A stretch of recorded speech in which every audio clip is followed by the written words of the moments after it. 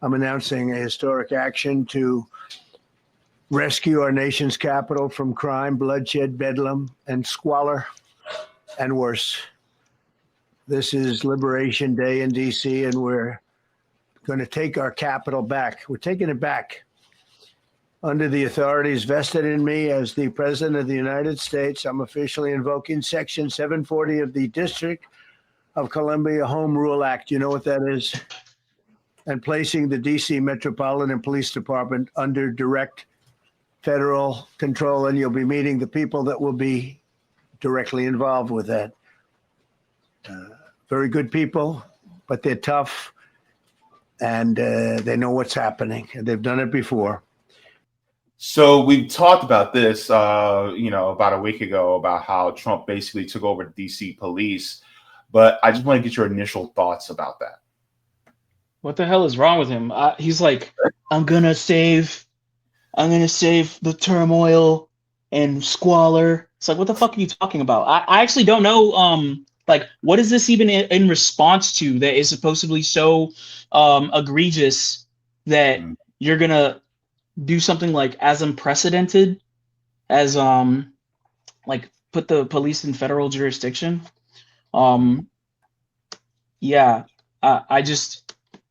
It seems to me like it's just another example of like this encroachment of like state power, and it's under the guise of like protecting our liberties. It's like really some 1984 2 + 2 = 5 shit, bro. Because he's like, yes, I'm gonna bring back the civil liberties. We're gonna take our city back. This is Liberation Day, and how we're gonna do Liberation Day is have a bunch of cops coming down and like crack your fucking skull open. Like, this is a backwards, topsy-turvy world. I'm sorry. In fact, I want to share just a little bit of video that I took as of recently about this particular issue here. And so if we take a look, I actually was walking past the area. So we'll take a look here. Okay, so welcome. I'm here at this housing development where really it's supposed to be condos that are supposed to be built. And as these condos are supposed to be built, the city, really a non-profit, actually dropped the ball. And so this complex was supposed to have been built 6 years ago, or it was set to be built 6 years ago. And so we're taking a look at it right now so you guys can actually see what's been going on with it. So let me share, because for some reason my phone, it won't allow me to through proceeds from a non. So here you guys see this is a development here that was set to be built by the city of Orlando through proceeds from a nonprofit. Well, the nonprofit was actually the land trust that bought it. And so as you can see here, there's overgrowth that has happened. And every single time I pass by here, nothing happens, right? And so this is what's going on with this area here, as you can see. And then as we walk along, you guys can actually see these are supposed to be condos, and see it says the city of Orlando, right? So this is supposed to be affordable housing for people, and it's supposed to be kind of like a gradual housing units for people, so that once they are able to, they can actually learn, the best way to save and invest into a home. And so instead of giving people the opportunity to be able to buy a home, now you have what we. And so my phone overheated, and so it wouldn't play anymore. But the point is that this is supposed to be kind of a transitionary point in housing. So you would go from an apartment to the condos, and they'll allow you to be able to transfer into being a first-time home buyer. But they dropped the ball on that. And then I also want to add, in this particular neighborhood, it's a predominantly Black neighborhood as well in Orlando. And so you add insult to injury. And I'm very knowledgeable about this neighborhood because in the past, there was actually an apartment complex there that was not taken care of at all, especially by the owners and the city. And this area was very, crime ridden, especially in the 90s, until they actually tore a lot of the apartment buildings down and then had to rebuild about close to 8 years ago. And so now it's like, okay, so you have this, but then the nonprofit drops the ball. And in my opinion, this is the city really having a dereliction of duty, because ultimately, why are we giving nonprofits the ability to build these homes when in reality, we could just have the city do it? And people will say, well, we don't want to raise our taxes. And there are workarounds around that. First of all, one of the things that I would do is I would actually tax a lot more people that live in places like Isleworth and Windermere and in Winter Park, because ultimately, they got it. And then on top of that, if you really want to avoid raising taxes, then you could try to open what they call a municipal public bank. I've actually had Nelson Betancourt and Alfeka Maturity, who are from the National Public Banking Institute, on to talk about public banking. And a lot of people don't realize this, but I think it's the top 5 most successful banks in the world. Out of the top 5 most successful banks in the world, 4 of them are Chinese owned banks, and some of them are public banks in China. And so if China can do it, why can't we? And just to reference what you said, it was Mao Zedong that said, houses are not for speculation, they're for living in. Yes. I actually think, I don't want to, I might Google it later, but I think that was Xi Jinping that had said that. He said that pretty recently. But okay. Either way, Mao brought it to the landlords. Let's be real. So I 100% agree with what you're saying. I actually am sympathetic to the people who don't want to raise taxes. I actually think that even if you're living well, I personally don't advocate for raising taxes. I advocate for a nationalization of all our main industry, right? We have the wealth of the 1%. Just a fraction of that wealth can fund all these things that we're talking about. The reality is that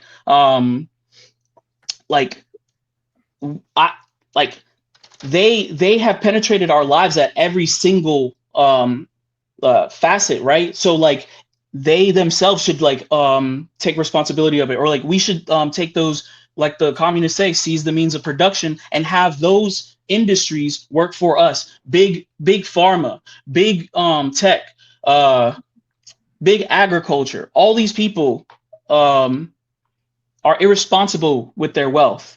It's criminal negligence. So why even have it under their jurisdiction? Right? Mm-hmm. It should be under the jurisdiction of some sort of democratic oversight, right? Like the People's Bank of China, which is, it has to go according to the plan of the Communist Party, right? And the Communist Party of China plans ahead for the people to live great lives. 70% of millennials, I believe that's the statistic, I can double check later, but 70% of millennials in China, they own houses. They're not going through this kind of stuff, bro. And there's a comment here that says that the problem of the good portion of it goes to the salaries of the executive directors, right? As a critique of the NGOs. But I would challenge everybody to go look at who funds these NGOs, and it is the 1%. It is these imperialist kind of endeavors or entities that prop up the nonprofit industry as a way, how you said, Jay, to kind of offset the responsibility to the people that the government has. You know what I'm saying? You expected this thing to house the people, and then they dropped the ball. As a matter of fact, if I can, I remember where we were doing we were bringing to city council our issue with a city ordinance that made it like essentially illegal to like stand on the sidewalk. I don't know if you remember that, Jay, but one of the things that the mayor said was that he was like, you think that we don't care about homeless people? We spent this amount of money for from this nonprofit to address the houseless crisis. And I'm like, well, now we see what all that money did, right? All it did was make like a pile of cinder blocks in the hood somewhere. So you can't just flaunt your money. You can't just throw money into something and expect it to develop. You need a plan. You need workers. You need a kind of planned economy, which is what communists generally advocate for. Mm-hmm. Definitely. Also, this is another photo of the development that we're supposed to build. And it's just sad because one of the things that I harp on is a lot of times people say, well, we just need more affordable housing. And it's like, affordable for whom though? Like, affordability is really subjective, right? You know, like, for instance, for somebody like a Bill Gates, a Bugatti is affordable, right? 100%. Versus like, you know, I mean, there was a report from More Perfect Union talking about how fruits and vegetables, really produce, was going to see over a 30% price hike over the next few months.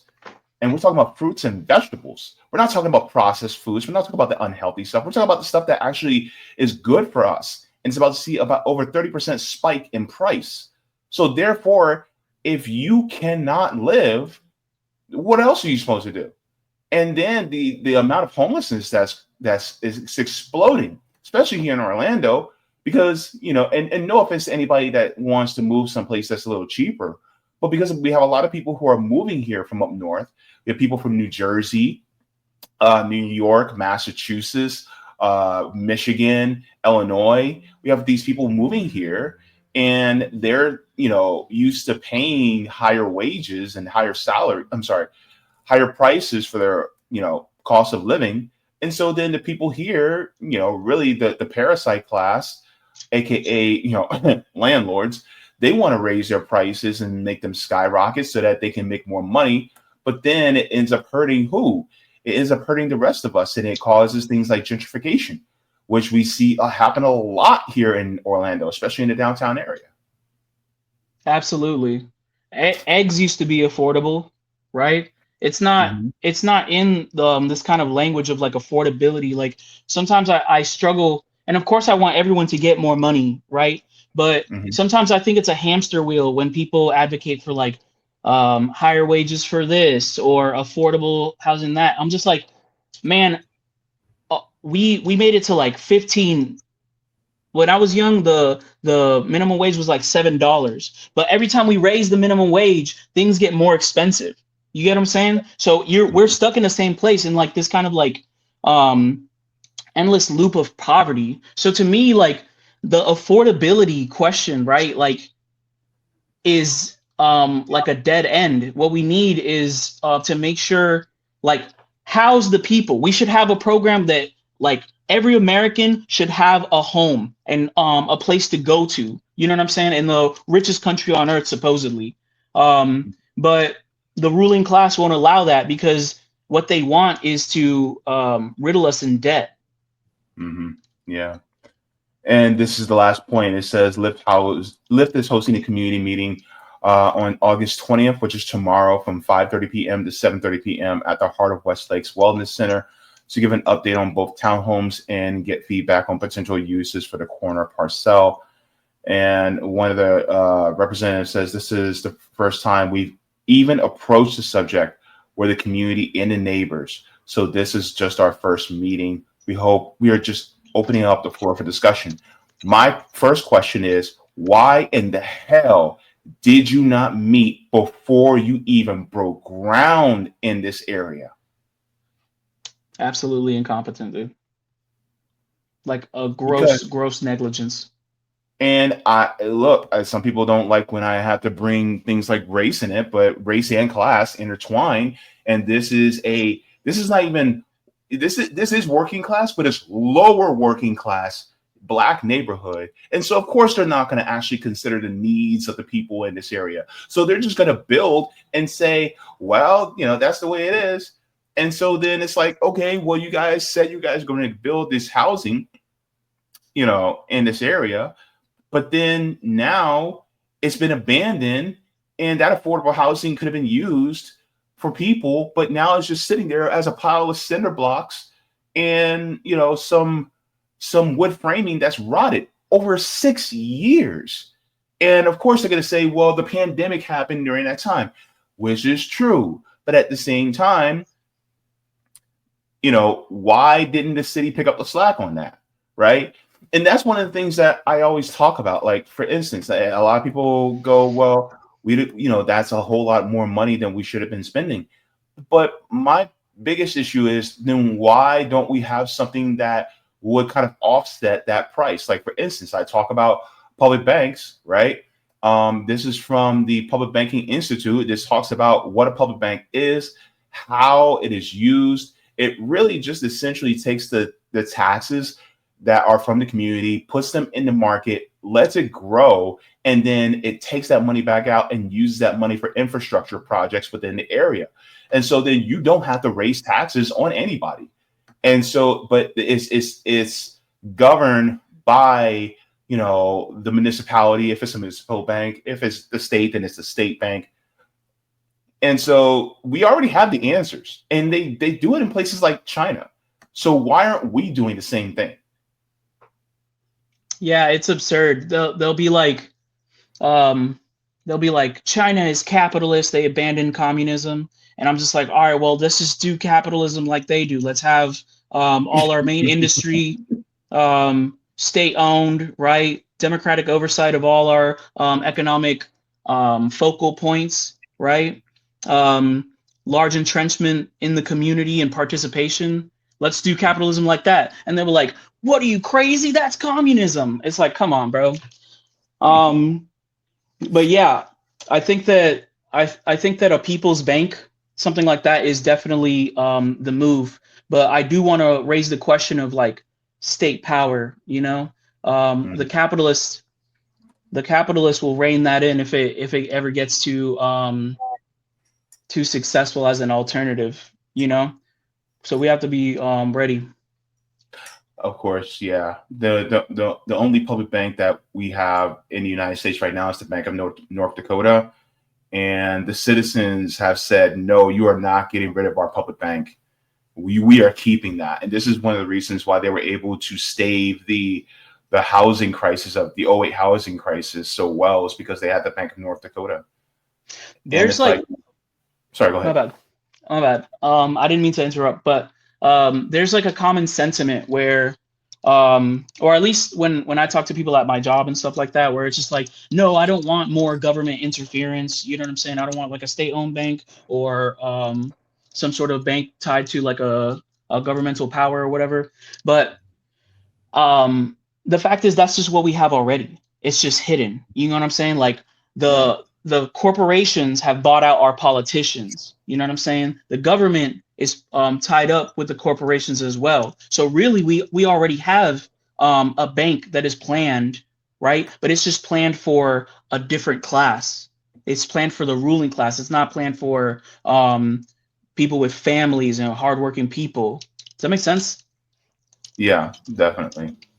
And so I want to move on to the sake of time to the next one that I wanted to ask you about.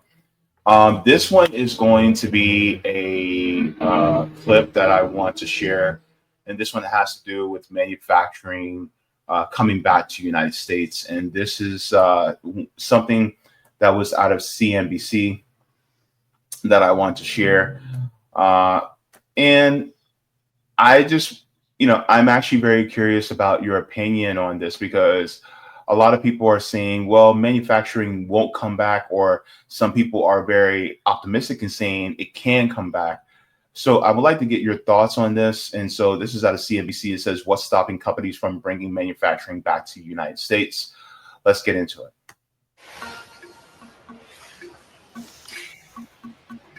So we produce on each assembly line about 1,000 bikes a day, but that correlates into a bike every 30 seconds. Here in Seymour, Indiana, Guardian Bikes operates a 540,000 square foot plant that manufactures high-end bicycles for kids. The company is pulling off a unique feat. Starting in 2022, it began shifting its manufacturing out of China.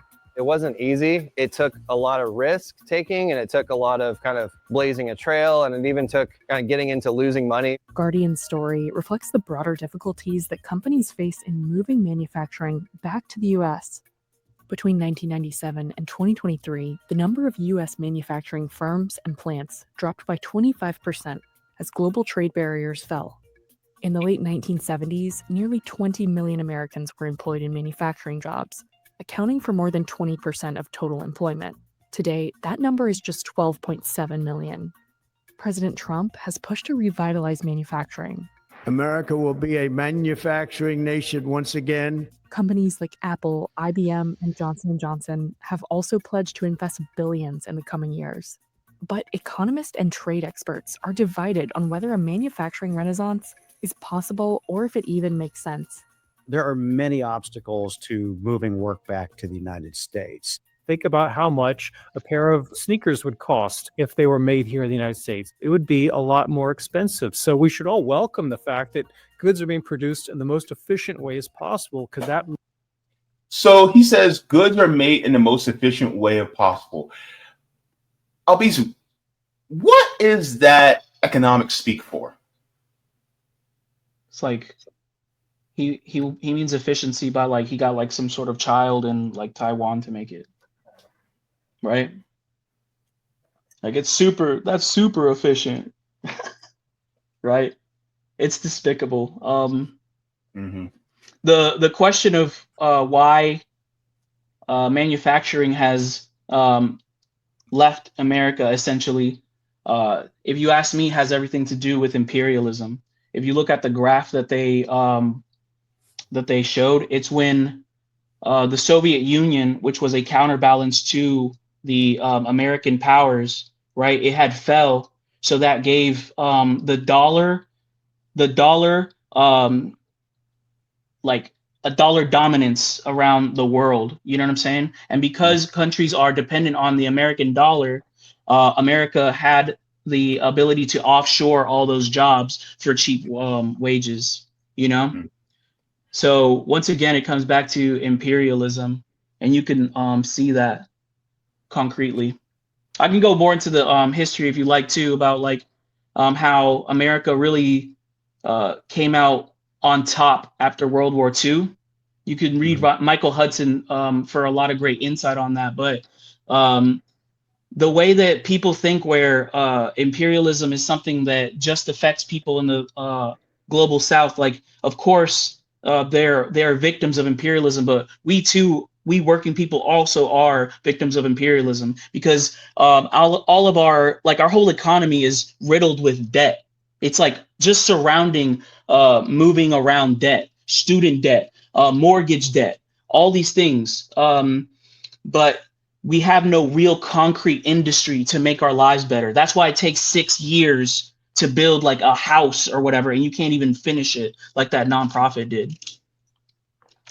Yeah, in fact, looking at this, and I was reflecting on what Michael Hudson was speaking. He was speaking to Ben Norton on his show, Geopolitical Economy Report, and he was basically talking about how the only reason why the United States was having manufacturing as at the bulk that it was doing, and also giving benefits and wages the way they were, was because it was a counterbalance against the Soviet Union, because people would be looking at the Soviet Union going, wait a minute, they're doing pretty good as far as living standards, and so why aren't we like that? So they wanted to make capitalism look good. They basically took a, pardon my French, but they took a pile of shit and then they put some perfume on it to make it smell good. They'd be like, hey, doesn't this smell nice? And then, after we don't no longer see the Soviet Union anymore, they let that smell from the perfume go away. And then you start to smell how bad it actually stinks.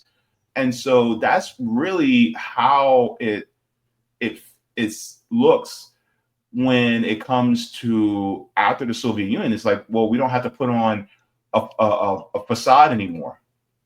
We can just do exactly what we wanted.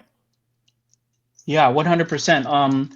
A lot of people kind of get it confused about communism.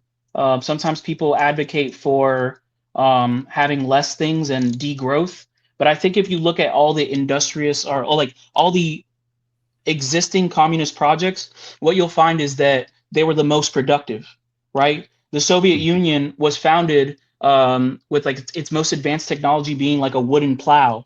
But in like 30, 40 years, they became a star trekking nation. And that is the industry. That is the highlight of that. The communist position is that human labor can create miracles like that. And it's crystallized in industry. While capitalism, like where is our industry? Where is our beautiful cities like China? Where's our beautiful infrastructure? Where are our jobs? Where's our livelihood?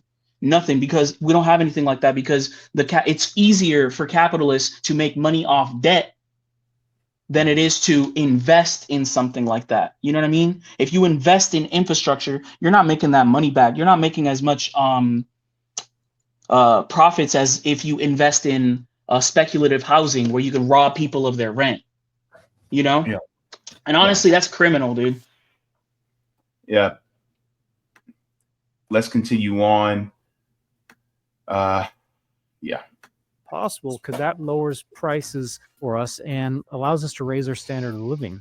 To look at the challenges and possibilities of bringing manufacturing back to the US, CNBC visited Guardian Bike's Midwest facility. Guardian Bikes got its start in 2013, making safety brakes for bicycles. A few years later, the company pivoted to making the entire bike. And then eventually decided we could do a lot more. At the time, bicycle production had largely shifted outside of the US. Let's say you go all the way back to World War II era. Pretty much every bike sold in the United States was made in the United States. And then by the time you get to 70s, 80s, 90s, it all evaporated. At first, the company imported its bikes from a Chinese OEM, a manufacturer that makes products for another company based on specifications it provides. These OEMs go out and order wheels and tires and handlebars and grips, and you kind of work with them to create a spec on what you'd like in a bike. So a bike in a box is what we call it. Came on a container, floated across the ocean, came into the West Coast, and then was distributed through a distribution model in the US. As the brand grew, Riley wanted greater control over quality. Manufacturing onshore would give them a better visibility over the final product, as well as lowering shipping and inventory costs. Your lead time is like 6 to 8 months to get bikes, which oftentimes is the case when you're making them in China or overseas. So you're always sea shipping it across the ocean. That makes it really hard to stay in stock of the right colors and the right sizes and the right SKUs that people want. When we're ordering stuff from China, we have to build up massive amounts of inventory here in the US to protect the business. But when all the materials come from the US, we can build the bikes essentially just in time. In 2022, the company opened its Midwest facility. Today, the company says its annual revenue is over $100 million, and it produces about 12,000 bikes per week. One of my biggest questions is how much of that does the workers get?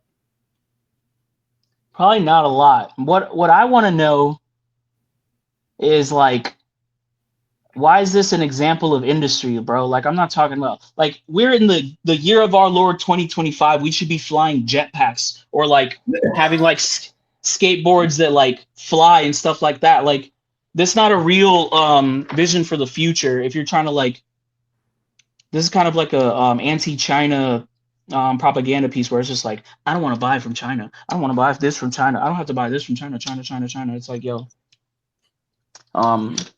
yeah. But the crazy part is, like, they'll say that, But who was the one that pushed for the deregulation? People like Ronald Reagan. And then, of course, you had NAFTA that was signed by Bill Clinton. And then you had personal PNTR, permanent normal relations with China, that was done when they were brought into the World Trade Organization in the early 2000s. And so they basically took all the ability to manufacture and they gave it over to China willingly. So now they're having buyer's remorse. It's like, nah, you guys had a pile of gold you were sitting on and you just let it go. Whose fault is that? Yeah, that's just what capitalism is. That's what capitalism is. Like, you got something, you got to sell it and make a buck. And little do they know. Now they're talking like, oh, China stole this from us. It's like, no, you sold it to them. By your capitalist logic, you sold your own industry. Yeah, it's wild to me. And so there's some other mistakes that they make in this, and I'll bring those out in a little bit. But I'm glad you're catching on, because that's another reason why I wanted to have you on to talk about this, because CNBC be on some bullshit too. Let's continue. They do be on some bullshit. We weld a bike in about 3 minutes in a full cycle, and most of our component level parts are cut between 5 to 9 seconds. So this one here, you know what? I've seen Amish people build a shed faster than that.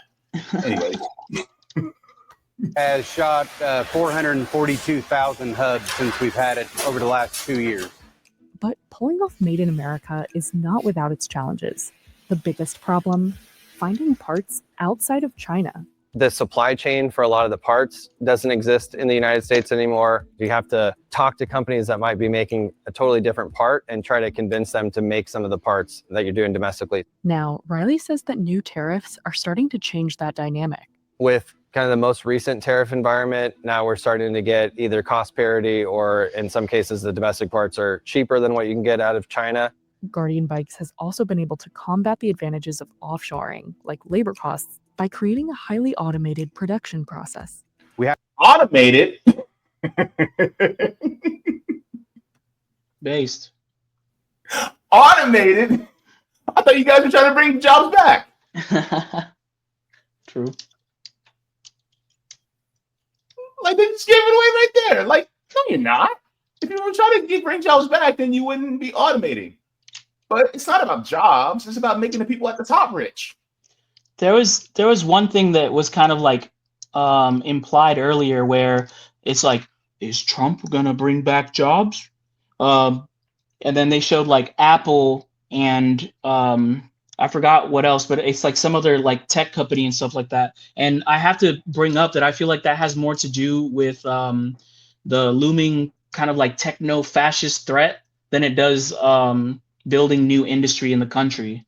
You get what I'm saying? Like, it's probably to build like a Skynet from the Terminator or something, rather than to bring jobs. Yeah, and then they go into their projections. They talk about manufacturing decline here. To understand the challenge of onshoring, let's take a look at what it takes to make a bike. There's chains, handlebars, tires, reflectors, rims, grips, and a steel frame. All of these components, called inputs, require specialized machinery and parts to create them. And these are supported by a bigger network of industries. When a factory opens, input suppliers tend to open up near the factory, creating a local supply chain.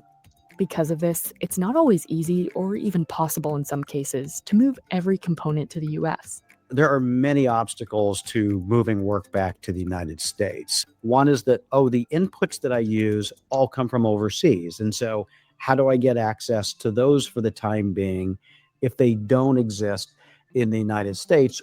There's also, in some industries, the sad fact that we're almost starting from scratch. Why is it so difficult or so expensive to manufacture those same toys here in the United States? You said you think it's impossible. Well, I've looked on and off for 10 years because at various times there have been incentives to produce products in the US. And we've tried to even create a range we could make here. The reality is that nobody wants to produce products at our volume. The labor costs in this country are also very high, and labor's not really available. So we're just kind of boxed out. So that's bullshit. Labor That is isn't available? shit.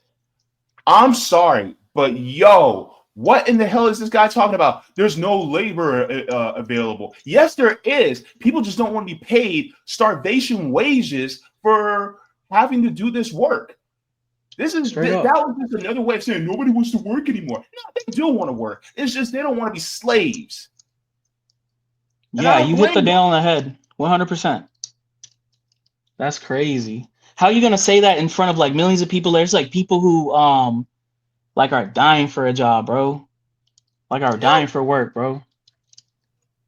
And the biggest problem is, hang on, let me put this on full screen. Let me say something to some of these business owners.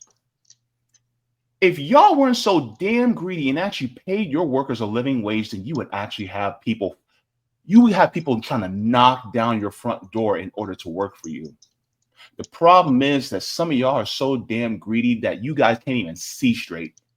We went from CEOs only making 20 times the average worker's salary back in the 1960s to now over 400, 500, 600 times that of an average worker's salary. So the problem rests on who? Not the workers. Stop blaming them. It rests on y'all, the capitalists, because y'all are so damn greedy that you guys gotta have everything. And then don't get me started on the stock buybacks and inflating your stocks and all this other stuff. Like, what? Are you kidding me? Yeah, the question of they're like, what is the main thing that is in the way of bringing back industry? And then they have like a graph. It's like super fancy. It's like the tires here. It's just like, no, the answer is actually really simple. We have an oligarchy that makes money off of financialization and financial capital. They don't have an incentive to invest in actual industry or solid good. They have an incentive to like put people into debt, essentially. That's how they make money. That's it. Absolutely. And let me go here. Why did factories leave in the first place? As trade barriers lowered in the late 20th century, US companies began moving manufacturing operations overseas, or not opening them at all. Instead, ordering components from OEMs in countries like China, Mexico, Vietnam, and Thailand. It started with globalization in the 80s, the North America Free Trade Agreement in the 90s, and then China joined the World Trade Organization in 2001. Cheaper labor abroad meant lower prices and closed factories here. China has since emerged as a dominant player, first in textiles and now in consumer electronics. And that's for a couple of reasons. Number one is just the size of China's manufacturing base. It dwarfs everybody else in the world. And so just size makes a difference. And then there's cost. The average wage for a manufacturing worker in the US is around $35 per hour. Bullshit. Here's the thing. A lot of times people don't know. I'm going to share it right now because CNBC, like I said, be on some BS, right? Let me show y'all something, because all you have to do is Google. That's all you really need to do. Average wage of a factory worker in the United States. Let's take a look. The average salary for a factory worker in the United States is approximately $36,071 per year, or $17 an hour. This can vary based on experience, location, and specific industry, with some workers earning significantly more or less. This is out of, ZipRecruiter. So if you go to ZipRecruiter here, then it shows that the average amount of salary per factory workers is about $17 an hour. So no, it is literally half of what CNBC just said. This is why corporate media is full of BS, because they're going to tell you that it's something way higher and make it seem like, oh, we're doing so much better. No, we're not. Their ass is lying. They lying. Yup. They more lying than the Serengeti. I know that was a corny ass joke, but that's my point, right? They're not making, because $35 an hour, that's over $70,000 a year. No, they're not. These guys are making just slightly above minimum wage in some places. I wonder if they're gonna make the case that like factory workers are paid too much. Is that where they're getting at, or that um, that it's the case that China's bases still like paid like lower than the American base, but you could see like even Bill Gates said that that's not true. Like the reason why people depend on China industrially is actually like the intellectual capital that's there. Like their sciences like are like the actual what's that called? Like their professional aptitude is actually way higher than our average. So stick around for that one because I'm gonna share with you because this is why I said CNBC be on some BS. Let's continue. In China, that rate is around $4 per hour. In Vietnam, Now they said $4 an hour, right? I actually researched that as well. I Googled that as well because I'm like, China's only making $4 an hour. And the thing is, they'll put it in our currency to make it look like, oh, well, they're only making that much. But the thing is, number one, they don't take into account is that China's cost of living is also significantly lower than ours. That's another thing that they do not take into account. And so this is really just anti-China BS. So it says the average wage for a factory worker in China varies, but generally falls between 3,000 to 10,000 Chinese yuan, or roughly $415 to $1,385 USD. So here's the thing.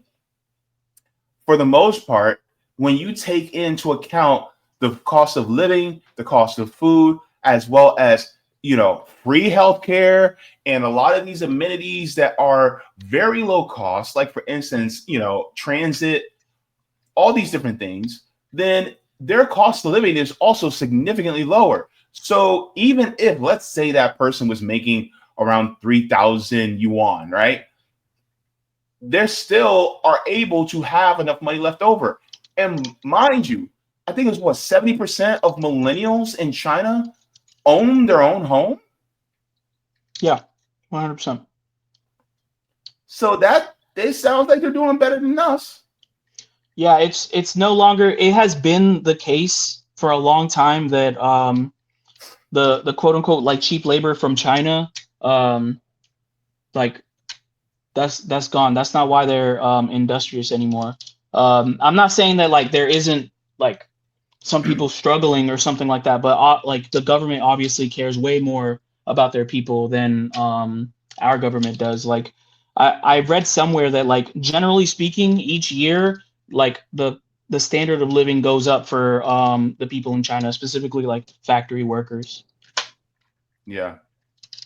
And so it's just crazy because a lot of times they'll think, well, could Trump possibly bring back manufacturing? I would like to get your answer to that.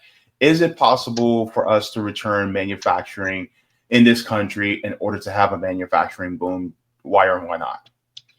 The only way, and I don't want to get you like permabanned or something, but the only way to bring back industry in America is if a communist project took hold. If we seize the reins of power, and that's my opinion. I don't think Trump has the strength to do that. All the people in his ear, right? Like the CIA, all those things like that. Even if I believe that he wanted to do that, he is also beholden to the capitalist interest. We need an independent workers' interest, and our interest is to build these jobs back.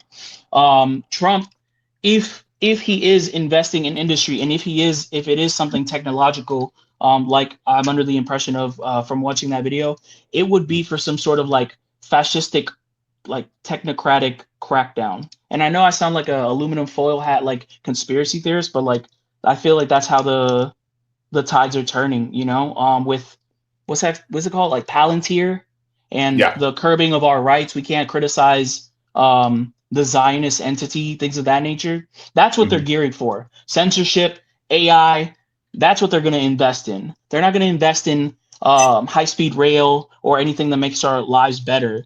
Like, they just don't have the economic interest.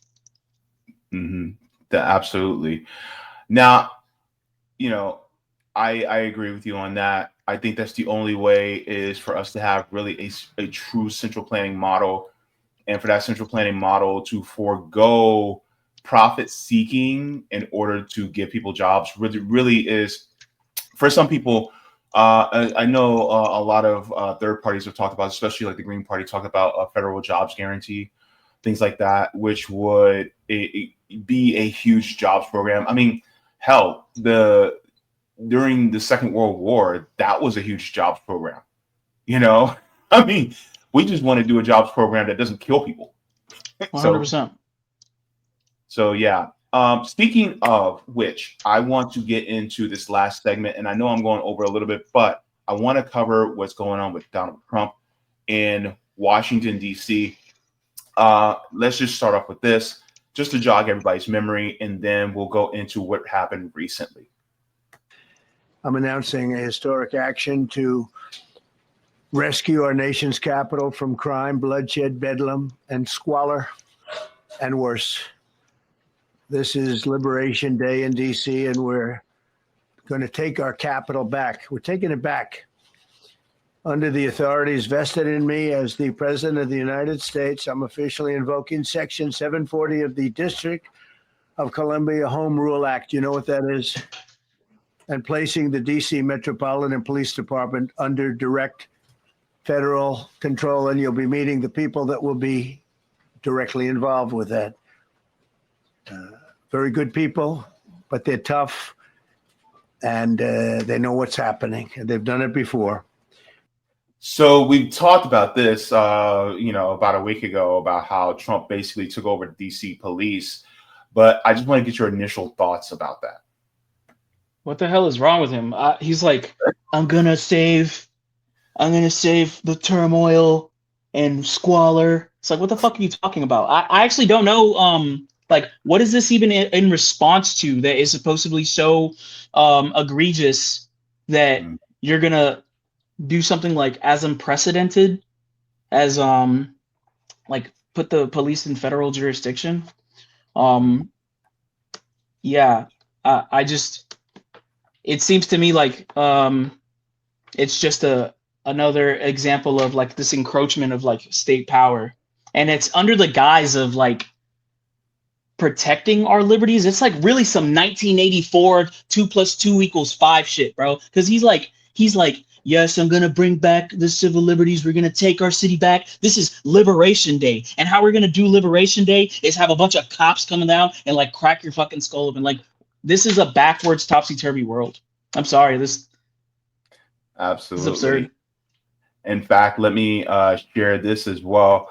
So this is what actually happened as of recently, since Donald Trump decided to take over the DC Metropolitan Police. You have protesters coming out protesting the police as we speak.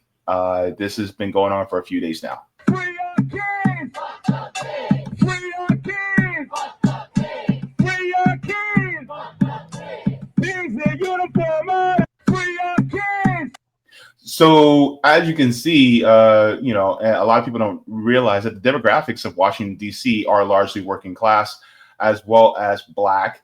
And then on top of that, Donald Trump himself was bringing out how he wants to basically get rid of the homeless.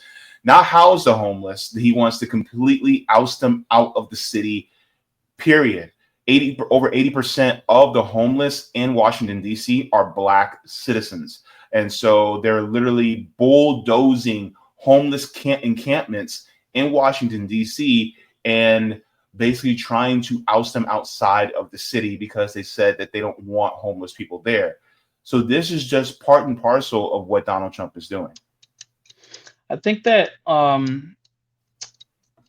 like all these things, even like to a certain extent, like the question of like immigration and like the emboldenment of like ICE people, I think that's really like something that what they're doing is like preparing to crack down on just our civil liberties, right? Like, he's saying that he's going to crack down on the homeless, which is true. Those are like the first most like vulnerable victims, and of course Black people as well. But like, people need to wake up that they're coming for you too, bro. Like they're coming for normal people. If you think that our taxes probably shouldn't go to Israel, there will be someone at your door shortly. That's how I feel. Absolutely. In fact, I want to share this. So this happened to one of my comrades, former member of RBN, Afeni. She was arrested last week for the simple crime of trying to film police in a transit area when they were messing with other youth within the area.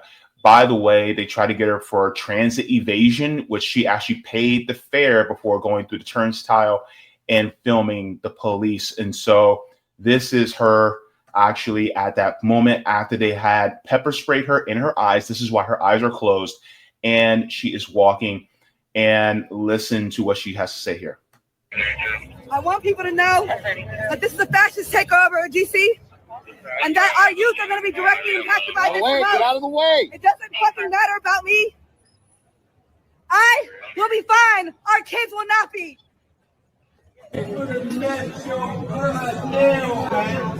She is right there in the corner, and she's lawfully recording their interaction to make sure that they don't mess. And these are, youth in Washington D.C. And so these are the people who Donald Trump is trying to crack down on, kids essentially, all because of his friend Big Balls got his ass handed to him by a couple 15-year-olds. That's basically what this is all about. So, snowflake much? I like to think so. Let's continue. The police just used excessive force, detained Afeni, pepper spray her in the face.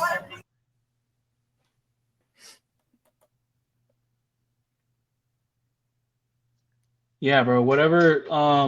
If you want me to like share stuff to like to raise funds for her or anything like that, let me know.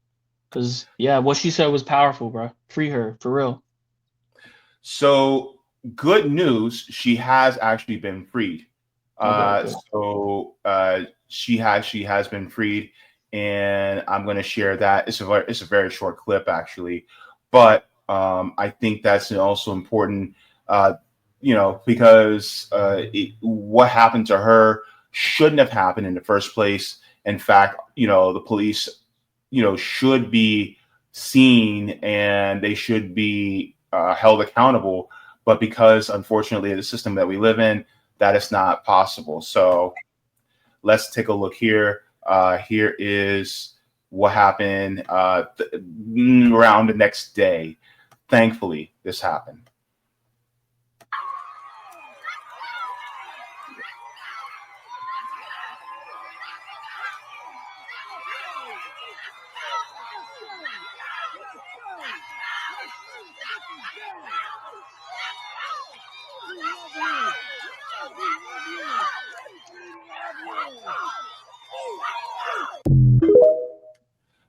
So here she is. She is a revolutionary. She is like us. She is a comrade, and I am very proud of her for the work that she's been doing over the last few years.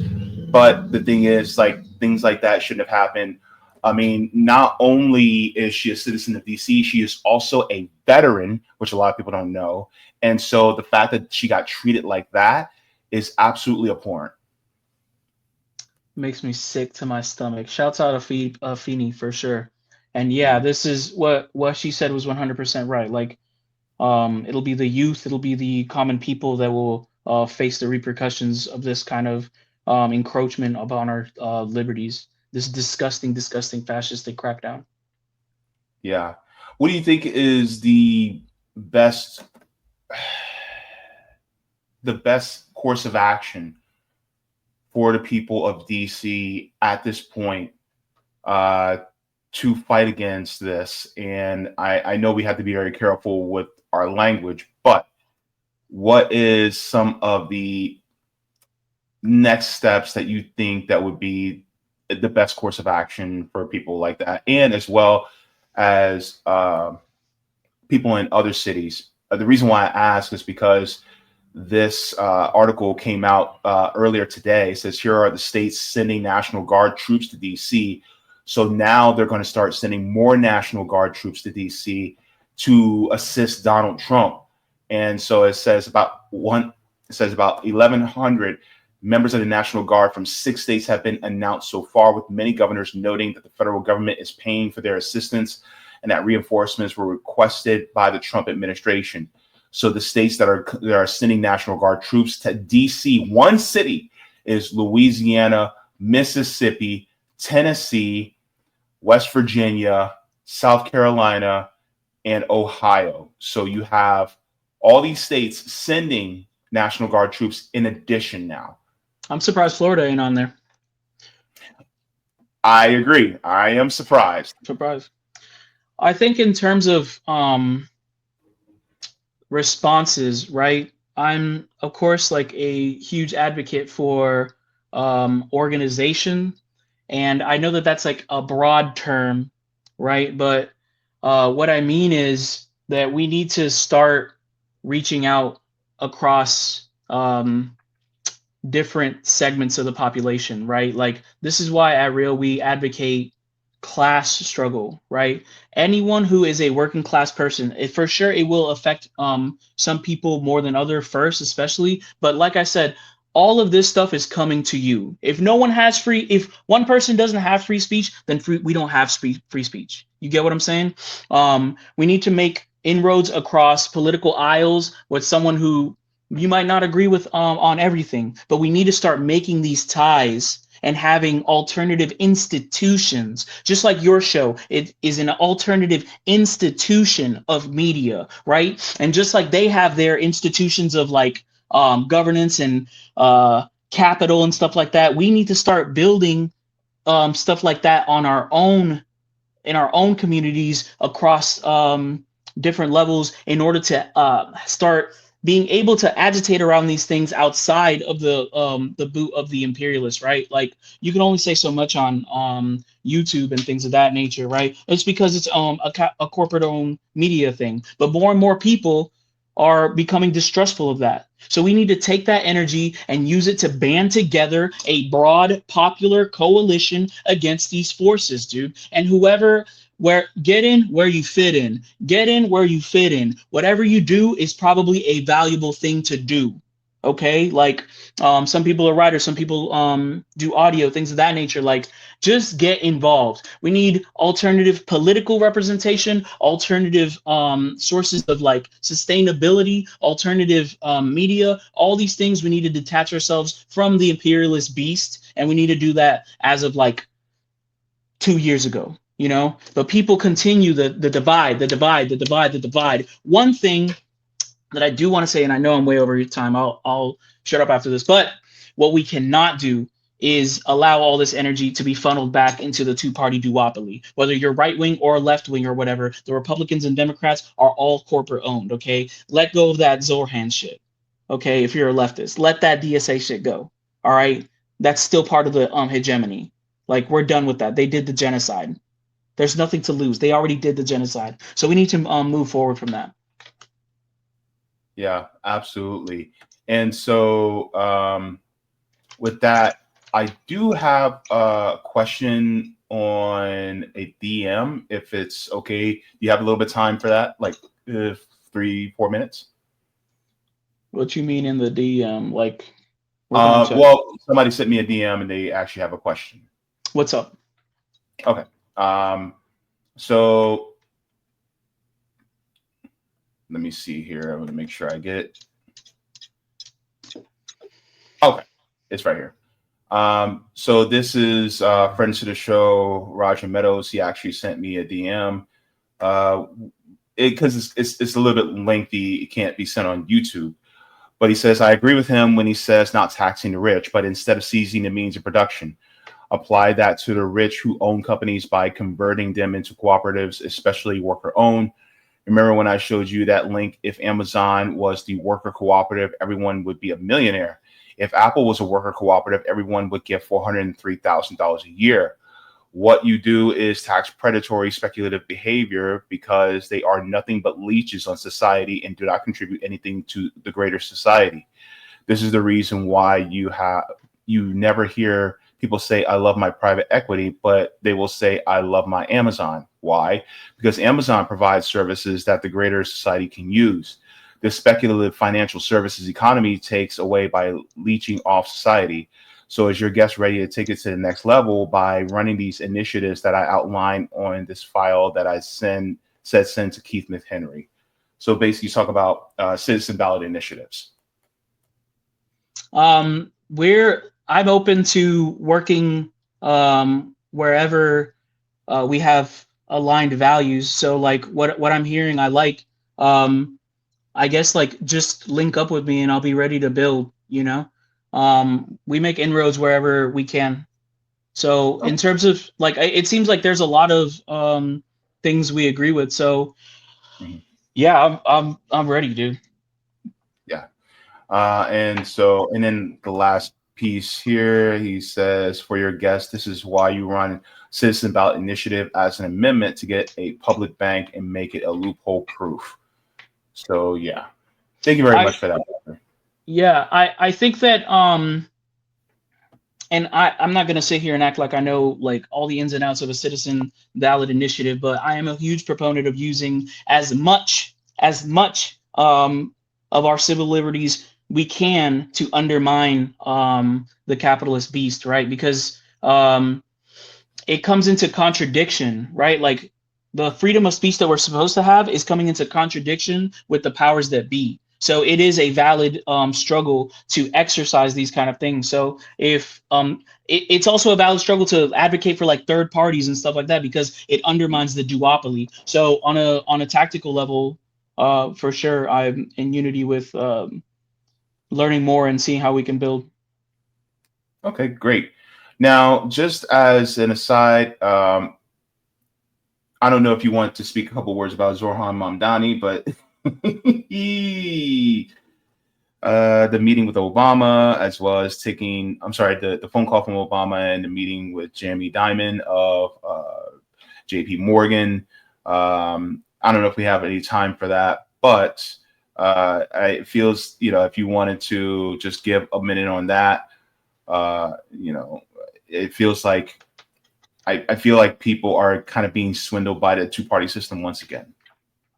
I'm so sick and tired of it, bro. I'm like, I've been through since like that the movement against Wall Street, against like the 1%. I've been through Bernie. I've been through AOC. Like, stop believing these people, bro. Like, you need to understand the class question. The Democrats and their radical rebranding, which is what these people are all tied to finance capital. They don't care what you have to say. They listen to that check. Whatever you say, whatever you got to say does not speak louder than that check. So let that shit go. Move on, okay? Yeah, you getting calls from Obama. Like, why don't we have like a despicable reaction to that? Obama, the war criminal? Okay, that's who you're fucking with? The person who destroyed Libya? That's okay? That's just something that you have to do? No, that's not okay. The Democrats, the people responsible for genocide, that's something we have to work with. We have to, that's what's practical. Get the fuck, give me a break, dude. How long are we gonna have to do this? I swear, I get so mad, Jay. Like, damn.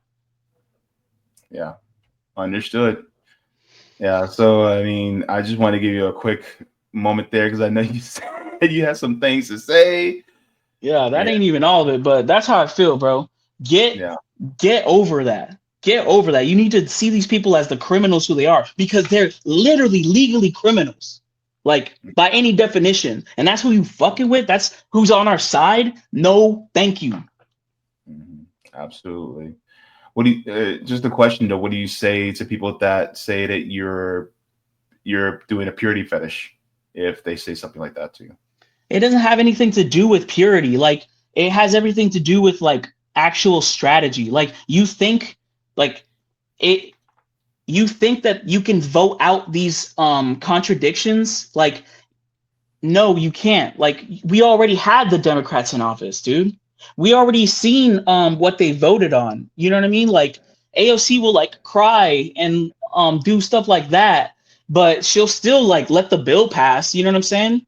Like, or she'll still like vote for things of that nature. Like, she's still an imperialist. That's what it the track is. That's what the actual facts are, that they betrayed you at every single level. It's at the same, like, leftists are like, oh, Trump is so much worse, da, da, da, da, da. The same kind of insane vibe that people have and they follow Trump. You have the same energy.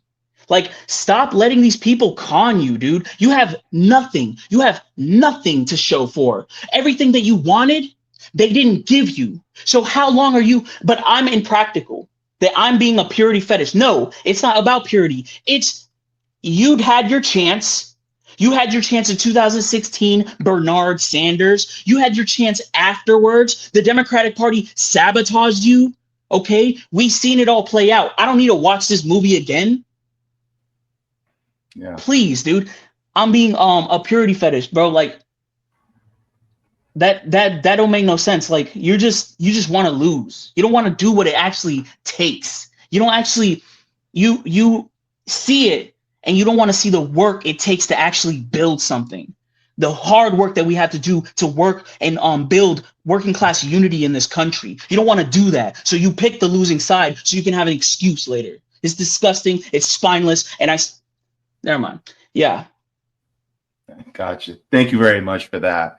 So if you could let us know what's coming up with you and with R.E.A.L, what do you guys do in the near future, and also where they can find you.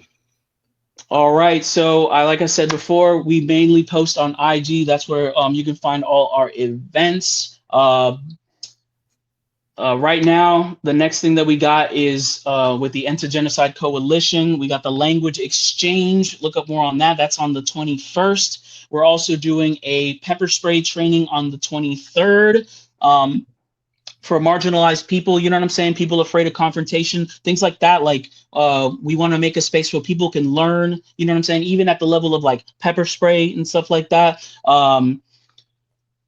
Ease you into these kind of situations that things get really real in publics. Like, people will be acting crazy in public spaces and stuff like that. Like, but yes, we do the self-defense training every Saturday, and we do People's Free Kitchen every Sunday. Okay, and if you want to serve the community, we're not about no BS. If you want to serve the people, come volunteer at PFK, come train with comrades, you know what I'm saying, and get that political consciousness. Right now, we don't have a educational forum date just yet, but stand by for that. We do political education, and we're not scared of anything. We'd be putting on for Iran, we'd be putting on for Syria, all the big scary countries that you're supposed to be scared of. We put on for Venezuela. We're not afraid of the bourgeoisie and their lapdog. So